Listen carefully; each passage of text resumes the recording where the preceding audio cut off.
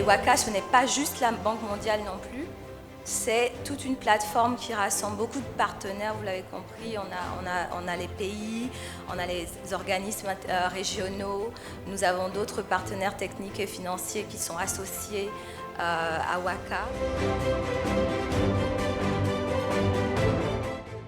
La Banque mondiale intervient déjà de manière concrète dans les pays de la sous-région, notamment par le biais du programme WACA, qui devrait s'élargir très prochainement pour accueillir 2 autres pays de la sous-région, le Nigeria et la Gambie, mais aussi dans d'autres secteurs comme l'agriculture et l'urbanisme, où la problématique du changement climatique est prise en compte.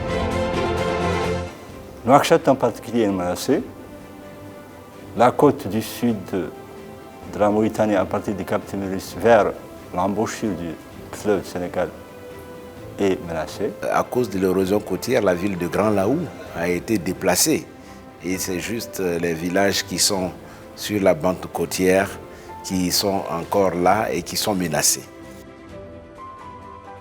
Mesdames et messieurs, devant ce tableau sombre et alarmant que présente la zone côtière ivoirienne et au-delà, toutes les zones côtières ouest-africaines, il est important d'entreprendre des actions synergiques et vigoureuses pour la protéger de toute forme d'agression en vue de la rendre résiliente face aux nombreux défis environnementaux.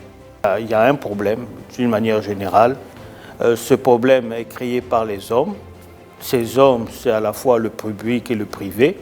Parce que quand je prends par exemple les ports, c'est surtout les autorités publiques qui créent des ports. Or, ces ports ont des incidences sur les côtes. Il s'agit de voir quelles sont les parties prenantes qui sont soumises à tout ça et comment elles peuvent mettre en synergie leurs actions de manière à minimiser l'ensemble des coûts.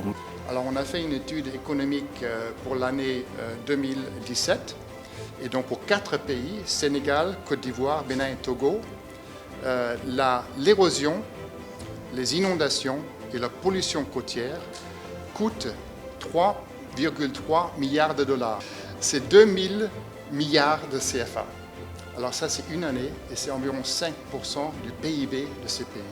Alors on voit que cette dégradation côtière a un effet sur l'économie du pays et c'est pour ça qu'il faut bien gérer la zone côtière parce que sinon c'est simplement trop cher.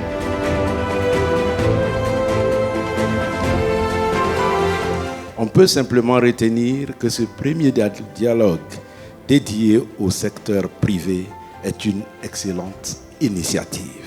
Aussi, voudrais-je exprimer ma satisfaction pour la désignation de la CGIC pour assurer la présidence de ce comité ainsi que la désignation de la Côte d'Ivoire comme siège intérimaire.